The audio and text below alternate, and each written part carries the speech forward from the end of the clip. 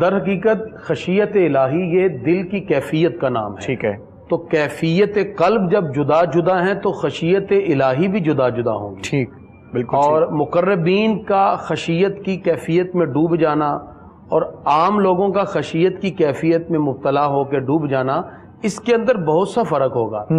یقیناً جو اولیاء کرام ہیں، صالحین ہیں، اللہ والے ہیں، پروردگار نے جو ان کو خشیت عطا فرمائی ہے وہ اعلیٰ درجے کی خشیت ہے، اور اس خشیت سے صرف وہ اپنی ذات سے ہی یعنی مستفید نہیں ہوتے، بلکہ دوسرے لوگ بھی ان کی ذات سے نکلنے والی ان عظمتوں کو دیکھ کر مستفید ہو کر وہ بھی اللہ کے خوف کی طرف آ جاتے ہیں. مقربین کی اگر بات کریں، اولیاء کرام کی، ان کی زندگی کا یہ وصف ہے.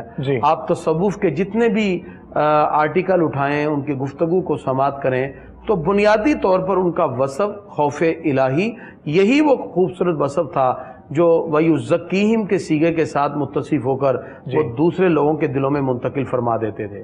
اولیاء کرام سالکین کا طریقہ یہی ہے کہ وہ ہمیشہ پاک برتنوں کے اندر اپنی تعلیمات کو منتقل کرتے ہیں. بے شک. اور پاک برتنوں سے مراد انسان کے اندر جو نفس کی خواہشات ہیں، اور انسان میں نفس، قلب اور روح کی طرف سے اٹھنے والی جو خواہشات ہیں، سب سے پہلے تو انسان اس میں تمیز کرے، اس کو پتا ہو کہ یہ میرے دل کی طرف سے اٹھنے والی آواز ہے، یہ میرا نفس ہے جو مجھے برائی کی طرف بلا رہا ہے، یہ شیطانی باتیں ہیں جو مجھے اپنی طرف متوجہ کر رہی ہیں. تو صوفیاء پہلے باطن کو صاف کرتے ہیں، اور یہ جو خشوع خضوع کا لفظ استعمال ہم کرتے ہیں، در حقیقت یہی وہ خشوع ہے جب انسان اس کیفیت میں ڈوبتا ہے تو پھر اس کو اللہ کی بارگاہ کا قرب ایسا نصیب ہوتا ہے کہ آقا علیہ الصلوۃ والسلام فرماتے ہیں، نبی کریم صلی اللہ تعالی وسلم سے جب پوچھا گیا، حضرت جبریل امین علیہ السلام نے عرض کیا مل احسان، یہ اخلاص کیا ہے؟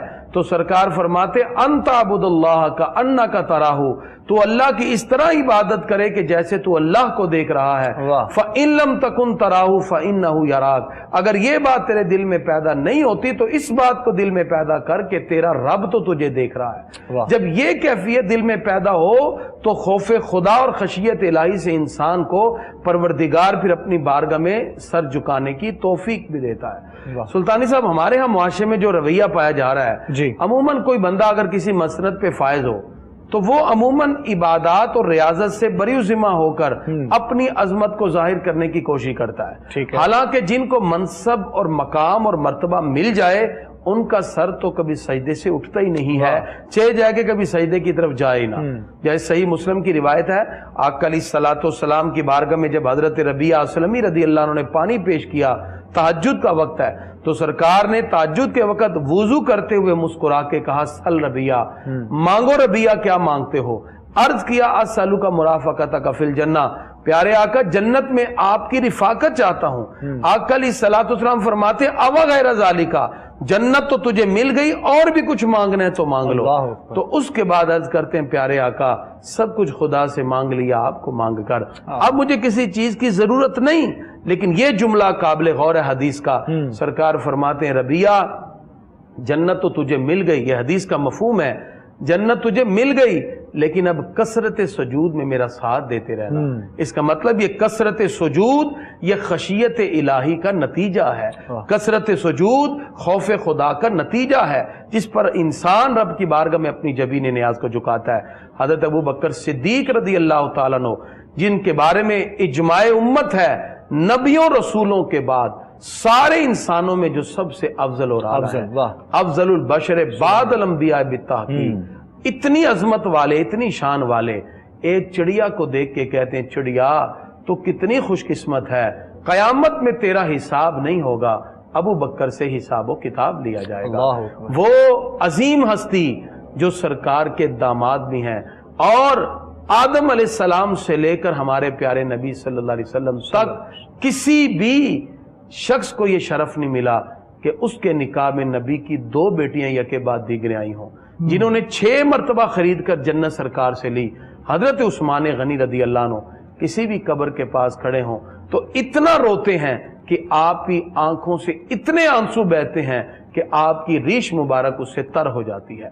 یہ خشیت الہی کا نتیجہ تھا کہ یہ مقربین بھی اللہ کی بارگاہ میں اس انداز میں عرض کرتے ہیں. حضرت فاروق اعظم رضی اللہ عنہ جب بڑھیا کے گھر میں آٹا اپنی پشت پر اٹھا کر دینے جا رہے تھے تو اس وقت غلام نے عرض کیا میں یہ اٹھاتا ہوں. فرمایا اگر آج یہ بوجھ تو اٹھائے گا تو قیامت میں عمر کا بوجھ کون اٹھائے گا. حضرت مولا کائنات کی زرہ آپ نے دیکھا ہے کہ یہودی کے ہاتھ میں ہے، لیکن آپ حکمران ہوتے ہوئے، حاکم وقت ہوتے ہوئے لیتے نہیں ہیں، بلکہ عدالت میں جا کر رسول اللہ صلی اللہ علیہ وسلم کی بنائی ہوئی انہی شریعت کی تمام باتوں کو آگے رکھا، انہی کے بتائے ہوئے احکامات کے مطابق آپ نے گواہیوں کو پیش کیا اور پھر قسم پر اس کا فیصلہ ہوتا ہے. پتہ چلا یہ سب ہستیوں کا خشیت الہی سے متصف ہو کر ہمارے لیے پیغام یہ تھا، چونکہ یہ وہ ہستیاں ہیں جو محفوظ عن الخطا ہیں، لیکن پروردگار نے ان ہستیوں سے ہمیں یہ سبق دیا ہے کہ اگر یہ ہستیاں ان اعلیٰ درجوں پر فائز ہو کر خشیت الہی کو اپنے اپنے دامن میں بسانے والے ہیں. اسی لیے حضرت عمر فاروق رضی اللہ تعالیٰ عنہ کو ایک مرتبہ کیسر و کسریٰ سے ایک بندہ دیکھنے آیا کہ جن کا نام سن کر کیسر و کسریٰ پہ لرزہ طاری ہوتا ہے، وہ کیسا حکمران ہوگا. مدینہ منورہ میں داخل ہو کر پوچھا کہ تمہارے بادشاہ کدھر ہیں؟